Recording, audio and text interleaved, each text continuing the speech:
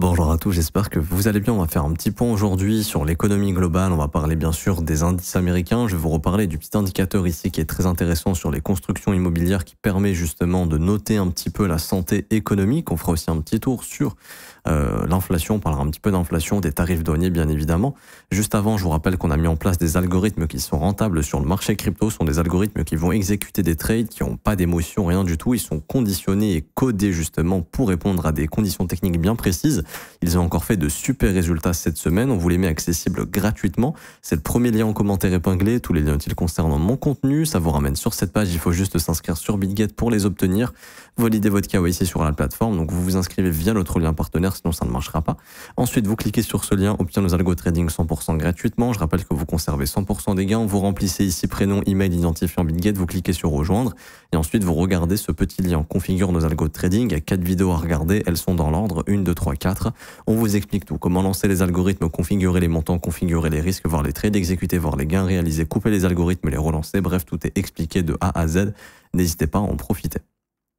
Alors, on va revenir ici sur le S&P 500, donc l'indice américain phare. Et ici, on avait notre indicateur de construction immobilière. Et pourquoi on parle de cet indicateur? Puisqu'on estime très souvent que quand l'immobilier va bien, l'économie va bien. Quand l'immobilier va mal, l'économie va mal. Ok, c'est logique. Crise des subprimes, l'économie va mal.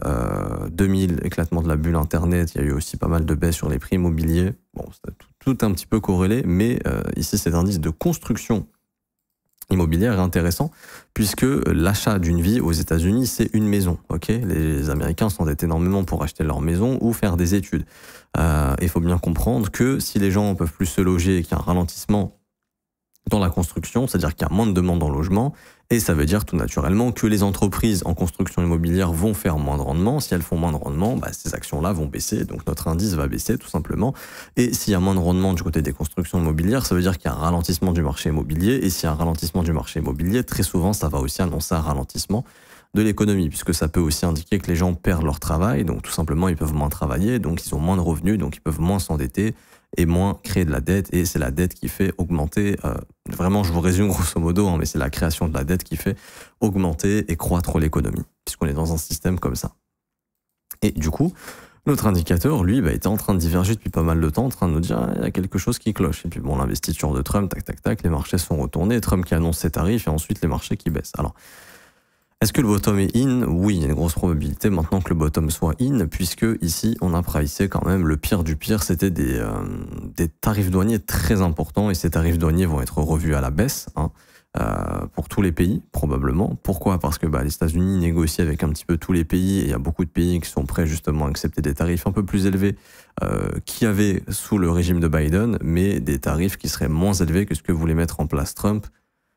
Cet art de la négociation que Donald Trump peut avoir, entre guillemets. Et du coup, le marché a pricé le pire du pire. Donc le pire du pire est pricé. Qu'est-ce qui serait le pire du pire? C'est une récession et une crise et des banques qui font faillite, etc., etc. Ça, c'est pas encore là.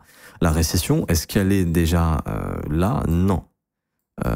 Quand on voit BlackRock, etc., qui disent on est déjà en récession aux États-Unis, pour le moment, c'est pas vrai. C'est pas vrai. Il n'y a pas forcément de signes de récession flagrants. Les signes de récession, souvent, ça va être, par exemple, les entreprises bancaires, donc les banques, en fait, qui vont commencer à générer moins de revenus.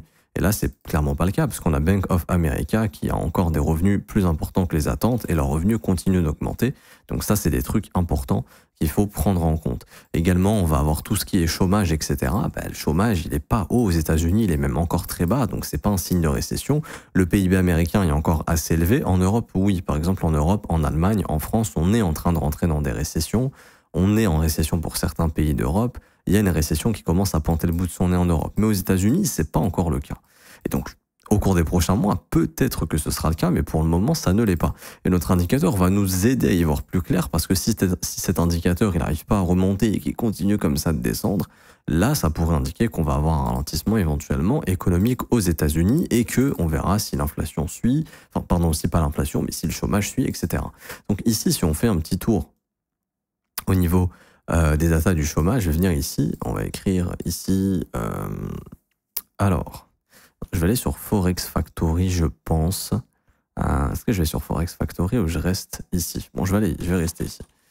Unemployment rate, pas New York, on s'en fout, United States. Donc ça, c'est le taux de chômage.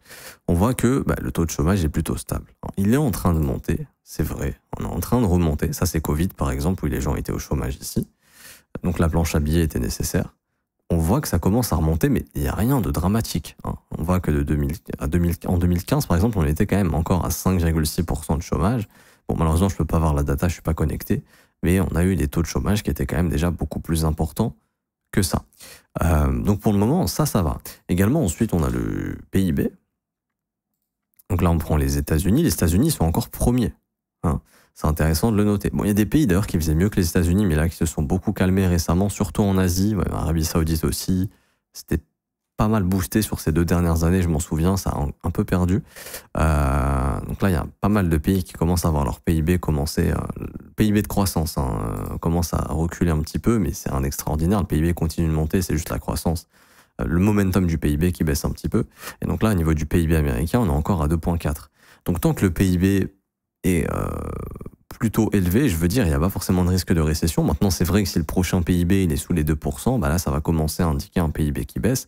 Et ce qui commencerait à indiquer que le PIB ralentit vraiment, si vous mettez en line ici, on voit que ce serait le M qui se forme. Oui, on peut faire de l'analyse technique sur le PIB. Si le PIB forme des W, c'est que le PIB est croissant et qu'il est de plus en plus croissant. Donc l'économie est croissante, tout simplement, et que cette croissance accélère. Par contre, si le PIB commence à imprimer un M ici, donc des résultats sous 1,6 serait un premier signal alarmant qui indiquerait que ici il y a vraiment un changement au niveau du PIB. Et ça, faudra le prendre en compte.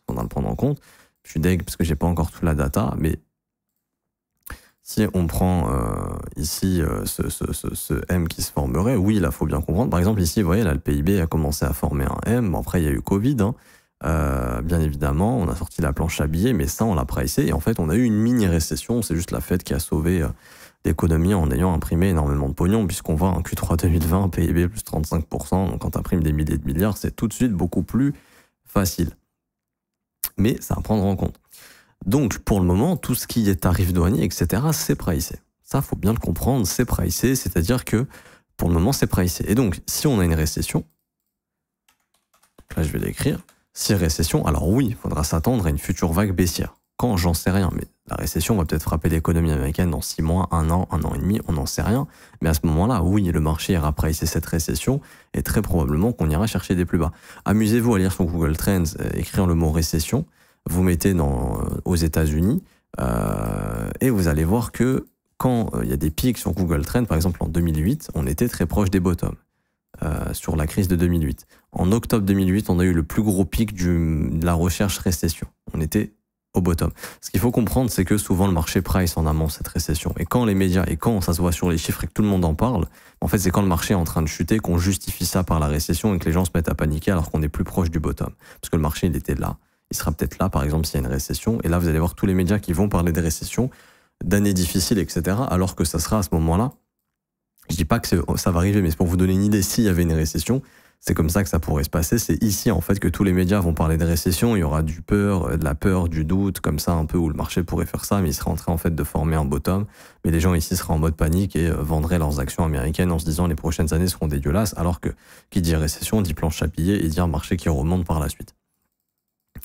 Donc pour le moment, si pas de récession, bottom is in, clairement. Maintenant, ce à quoi on peut s'attendre via l'indicateur, c'est pas non plus une remontée. Il n'y a rien qui pourrait rejustifier là un boom, un nouveau ATH, on repart en to the moon, parce que économiquement, oui, il y a des risques de récession, donc ça va freiner un petit peu l'euphorie ambiante qu'on a eue sur les assets à risque et éventuellement les tarifs douaniers, on n'a pas encore vraiment l'impact, puisque je vous rappelle que ça a été mis en pause et qu'on ne sait pas vraiment si ça va créer de l'inflation, si ça va empêcher la Fed de baisser ses taux d'intérêt, etc. Donc pour le moment, l'inflation continue de descendre, ça c'est une super nouvelle. Ça veut dire que, ici, il faut se connecter aussi ici maintenant, ils sont relous mais c'est pas grave, l'inflation est en train de chuter. Et on avait fait un calcul assez bête, mais d'après Chewflation, ils ont à peu près 45 jours d'avance sur les chiffres de publication de la Fed lorsqu'ils publient les chiffres du CPI. Donc le prochain CPI, il est ici en mai, il est le 13 mai. Okay, donc si on fait 45 jours en arrière depuis le 13 mai, alors avant le 13 mai, je demande à ChatGPT, il va nous dire ça rapidement. Donc nous, on va aller sur Chewflation et on va regarder. Donc c'est le 29 mars. Donc en fait, le 13 mai, on risque d'avoir les datas autour du 29 mars. Donc ça serait un CPI qui serait autour des 1,7, quelque chose comme ça. Donc on va passer sous la barre des 2%. Et ça qui est intéressant, bon, c'est plutôt le corps PCE qui intéresse la Fed et de passer sous les 2% du corps PCE, mais déjà revoir le CPI sous les 2%, ça serait quand même une bonne nouvelle. Maintenant, et donc ça va probablement augmenter les probabilités de baisser les taux d'intérêt. Et donc ça également, le marché va le pricer très probablement. Le marché risque de le pricer. Et vous laissez pas berner, c'est pas le 12 mai que le marché va réagir. Le marché va réagir avant. Pourquoi? Parce qu'en fait, sur les marchés, on a le concept de forecast. Ça veut dire quoi? Ça veut dire qu'en gros, il y a des banques, donc les JP Morgan, Goldman Sachs, etc., et des cabinets qui vont publier leurs attentes pour le CPI du 12 au 16 mai, enfin du 13 mai du coup. Et quand le forecast sort, il y a souvent un pricing du forecast. En fait, le marché price déjà. Ok, le forecast, imaginons le forecast, c'est 1,8. En gros, les banques, etc., les banques, cabinets de recherche s'accordent à dire que le CPI du 13 mai sera 1,8. Donc le forecast ici, ça sera écrit 1,8. Au moment où ces datas vont sortir, le marché va automatiquement pricer 1,8. Et donc le marché va pricer immédiatement une inflation qui baisse, éventuellement des taux d'intérêt qui pourraient baisser plus vite que prévu, et donc très probablement quand la data va sortir, ça devrait éventuellement permettre aux assets à risque de prendre encore un peu en valeur. Puisque c'est positif, si l'inflation ralentit, ça permet à Powell de baisser les taux d'intérêt, et Powell qui baisse les taux d'intérêt, ça permet de booster l'économie théoriquement. Donc ça serait positif. Ça sera observé, ok? Parce que d'un point de vue technique, le marché américain, il est sur des niveaux qui sont quand même assez importants, puisque pour le moment, on peut voir que, alors l'indicateur ici, lui, est en train d'indiquer pour le moment que il y a eu un excès à la baisse, hein, c'était le pricing des tarifs douaniers. On voit ici que l'indicateur, par exemple, il n'a pas du tout été faire de nouveau plus bas, lui, là il est en divergence. C'est-à-dire que là on a été faire un nouveau plus bas, donc on a eu l'excès des tarifs douaniers, les tarifs douaniers ont été posés pour le moment et le marché s'attend à ce qu'il y ait des négociations qui ne soient pas aussi agressives que ce qu'a fait Donald Trump, donc le marché revient en fait pricer tout ça, des tarifs douaniers beaucoup moins importants. Mais pour le moment, cet indicateur, il n'est pas en train d'indiquer que c'est bon, on est sorti d'affaires, on va retourner to the moon, etc.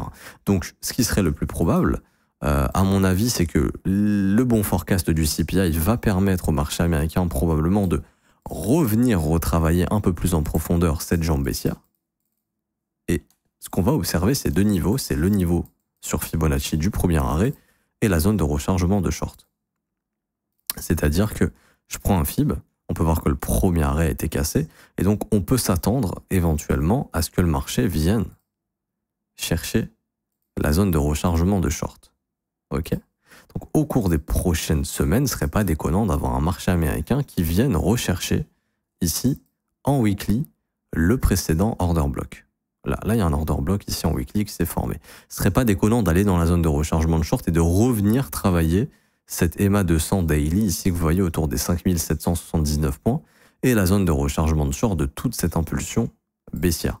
Pourquoi ? Parce que c'est dans cette zone qu'on va être fixé sur est-ce que oui ou non il y a vraiment la possibilité de repartir en V-bottom et comme si de rien n'était, ou est-ce que le marché va encore temporiser en attendant de voir si dans les prochains mois il y a une récession et là on rentrerait plutôt dans une contraction du marché. Et donc ça veut dire que le marché américain, au lieu de repartir en to the moon, en fait tout simplement il va trouver un bas, il va trouver un sommet. Donc par exemple le sommet ça pourrait être les stops de cet order block, c'est souvent ce que vient faire le prix. Chasser des order blocks, c'est ça. En tout cas, pour moi, c'est un truc que je remarque très souvent. Alors, on serait sur le sommet, non, sommet du mois de mars, sommet du mois d'avril, il va se former dans quelques jours. Ok. Donc, ce serait de revenir bosser éventuellement carrément les 5837 points sur les indices. Bon, avant ça, il y a une zone importante qu'il faut observer quand même, j'en parle dans les briefs, hein, c'est ce fair gap et ce volume imbalance en weekly. Ça, pour moi, déjà, c'est une zone importante que le prix va essayer de passer. Mais bon, dans l'idée, si pour moi le forecast il est bon, enfin le forecast du CPI qui sortira dans quelques jours, je pense qu'il va être bon, ça devrait booster encore un petit peu les indices américains. Bon, l'heure où je tourne cette vidéo, faites quand même attention, on est venu chercher toutes ces prises de liquidité. Là, le prix pourrait éventuellement offrir un dip si nécessaire pour combler ce gap, par exemple. Ce serait pas déconnant. Mais ce serait de se dire que le retracement RLZ short est quand même assez important. Et c'est un truc qu'on a fait par exemple en 2022, c'est-à-dire que si vous regardez bien, on a eu ce dip, on a eu un retracement qui a été assez important ici. On voit qu'on est revenu chercher la zone de rechargement de short, comme vous pouvez le voir ici. Hop, et c'est là où le marché a justement pas pricé une reprise, mais a pricé une continuation baissière qui a duré pendant plusieurs mois. Et si vous regardez bien ici à l'époque, Pareil, en weekly, ici on avait le dernier order block, le marché est venu chasser les stops de cet order block avant de repartir à la baisse. Donc prise de liquidité avant de réenclencher une jambe baissière. C'est exactement ce qui pourrait se passer ici, sans forcément refaire une jambe baissière, parce que pour moi la jambe baissière, ce serait soit pas d'accord avec la Chine et vraiment la situation se dégrade et les deux se mettent des tarifs de dingue et le marché ça va le pricer, et des pays qui refusent de négocier également avec les États-Unis, donc l'Europe qui refuse de négocier, etc., voire qui carrément impose aussi des tarifs aux États-Unis. Enfin bref, vraiment une guerre commerciale qui pourrait durer, et éventuellement l'économie américaine qui au cours des prochains mois pourrait plonger dans une récession, et du coup ça, ce serait le scénario bam bam et continuation baissière. Et sur du long terme, je vous rappelle qu'on est dans un canal depuis des années, et que l'idée serait de se dire que le pricing de cette récession nous emmènerait éventuellement sur le bas du canal. Ça serait grosso modo autour des 4000 points sur le SP500 courant de l'année 2026. Ce ne serait pas non plus une chute énormément brutale, mais ce serait de revenir sur ses plus bas de 2023 à peu près. Et deuxième scénario, alors moi je pense pas qu'on va repartir en V-bottom to the moon, c'est possible, mais je pense pas que ce sera le cas tout de suite. Ce à quoi on peut s'attendre, c'est plutôt de la contraction, c'est-à-dire un marché qui va tout simplement temporiser en attendant que toute cette situation se passe. Donc par exemple, soit rejeter ici et qu'on rentre dans une consolidation et que le marché fasse des va-et-vient, une sorte de triangle en fait, une sorte de contraction, ou alors qu'on est grâce au forecast du CPI qui sera peut-être autour des 1.7, 1.8 dans quelques jours, que le marché price justement ces bonnes nouvelles, d'une inflation qui ralentit vraiment, également d'une Fed qui aurait plus de facilité à baisser ses taux d'intérêt, et du coup qu'on aille déborder ce sommet des 5837 points dans la zone de rechargement de short, et que ensuite là il y ait probablement un rejet, parce que l'idée serait quand même d'attendre toutes ces résolutions de tarifs douaniers, etc., et qu'on rentre également dans une sorte de contraction ensuite, c'est-à-dire qu'on ait un marché qui se mette à se contracter, donc à réduire en volatilité, parce que là le marché est très volatile. Vous vous en rendez pas compte, mais hier, on a encore fait un mouvement de 3% sur le Nasdaq. C'est énorme. C'est des mouvements qui sont assez importants. Faut bien comprendre que ça, c'est pas tous les jours que ça arrive. On a vraiment une volatilité extrême. Je pense que les marchés sont moins liquides au vu de tout le bordel qui s'est passé. Donc la liquidité va se réajuster aussi, ce qui fait que le prix décale plus vite. Mais c'est ce qui fait qu'on pourrait rentrer dans une sorte de contraction, éventuellement comme ça. Donc pendant plusieurs semaines, peut-être tout l'été, le temps que la situation se passe et qu'on voit aussi si il y a vraiment des risques de récession, donc si le chômage se met à augmenter, si le PIB commence à ralentir vraiment, si les tarifs douaniers sont vraiment mis en place, et de quel serait l'impact au niveau de l'inflation, etc. Parce que si l'inflation remonte vraiment, oui, ça va déclencher une Fed qui pourra moins baisser les taux d'intérêt, des taux d'intérêt qui restent élevés trop longtemps, ça va continuer de mettre des gens au chômage, et donc tout ça pourrait nous ramener dans une récession. Et je pense que c'est ce qu'on va observer en fait au cours des prochaines semaines, la contraction, avec éventuellement, pourquoi pas, une prise de liquidité au-dessus des 5837 qui serait pas déconnante avant de peut-être revenir un petit peu dans une sorte de contraction et baisser la volatilité en attendant de voir si la récession frappera l'économie américaine ou pas, et voir un peu l'impact des tarifs, puisque pour le moment on peut pas vraiment les avoir, ces impacts, puisqu'ils sont en pause et ils sont pas vraiment là. Enfin, pour la Chine ils sont là, mais pour les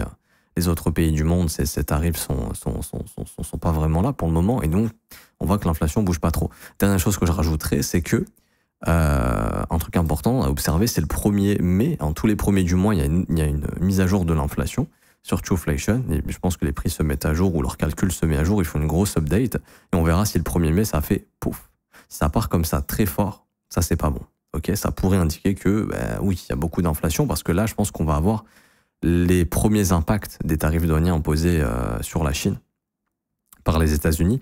Et donc, si ça se reflète vraiment avec une inflation qui remonte fortement, Powell aurait raison, en fait, de pas baisser les taux d'intérêt tout de suite, ou en tout cas d'être prudent en attendant de voir la réaction. Et nous, on le verra sur Trueflation. Donc, ça, c'est ce qu'il faudra observer. Si vraiment ça part fort, comme en décalage ici, mais au nord, ça pourrait indiquer que les chiffres de mai seront bons, et que les prochains chiffres seront moins bons. Et donc, Powell pourrait dire, voilà, les tarifs, ça a créé de l'inflation, machin, on peut pas baisser les taux d'intérêt, et l'économie peut ralentir, etc., etc. Donc je m'arrête ici pour aujourd'hui, j'espère que ça vous aura plu. Si c'est le cas, n'hésitez pas à bombarder les pouces bleus, vous abonner si ce n'est pas déjà fait, mettre un petit commentaire. Merci à ceux qui jouent le jeu, je vous remercie énormément. Je vous rappelle que si vous voulez vous former à l'analyse technique, à des concepts de prix qui sont très puissants, qui sont très précis, Je vous offre un mentorship d'une valeur de 2700 €. Il est gratuit. Je vous dis comment le récupérer. Donc, c'est le premier lien en commentaire épinglé. Tous les liens utiles concernant mon contenu. Les ventes de cours sont ici. Ça vous ramène sur cette page. Il y a juste à s'inscrire sur BitGet via notre lien partenaire. C'est grâce à notre broker partenaire BitGet qu'on peut vous offrir ce mentorship. Vous créez votre compte sur la plateforme, validez votre KYC et ensuite, il y a juste à faire un trade d'une valeur de 100 USDT sur BitGet pour être éligible au mentorship. Ensuite, vous cliquez sur ce lien 100% gratuit, la meilleure formation de trading crypto. Vous cliquez sur obtenir gratuitement, vous renseignez votre email, votre identifiant BitGet, vous cliquez sur recevoir gratuitement. Et dans un délai de 24 heures, le mentorship vous sera envoyé sur votre boîte mail. Pour ceux qui veulent rejoindre mon école et se former à mes côtés et être accompagnés à mes côtés par mon équipe, ça se passe dans mon école. Le prix est de seulement 49 € par mois, c'est sans engagement. Vous avez aussi les offres 3, 6 et 12 mois. L'école, c'est simple. C'est déjà une formation qui vous est envoyée. Dès que vous rejoignez l'école, il y a une formation ici de 19 heures de cours vidéo, 8 modules qui vous forment de A à Z, analyse technique, création de stratégie, analyse fondamentale sur les stocks, création de plans, développement de profil, on apprend tout ça. Et en plus de ça, ensuite, vous avez un accès dans le Discord pour poser toutes vos questions dans la partie école, qui est juste ici. Donc là, il y a l'accompagnement, vous posez toutes vos questions, on y répond, l'équipe est là pour vous. Et en plus de ça, tous les jours du lundi au vendredi, 8h heure de Paris, il y a des briefs en direct dans lesquels on analyse les marchés, je réponds à vos questions, j'analyse vos coins, je vous montre des concepts de trading, je vous fais des reviews de trade, on voit des idées de trade également. Bref, il y a tout ça dans l'école. Le prix est de seulement 49 € par mois, c'est sans engagement. Si je devais donner un prix à l'école, ce serait plus de 5000 € vu tout le travail qui a été mis en place et toute l'équipe qui est mise en place pour vous. Et également, vous avez aussi des témoignages des membres si vous voulez vous faire une petite idée avant de nous rejoindre. Dans tous les cas, vous serez les bienvenus, vous serez bien accompagnés, vous serez bien formés à mes côtés et aux côtés de mon équipe. Je m'arrête ici, on se retrouve très bientôt. Ciao, ciao.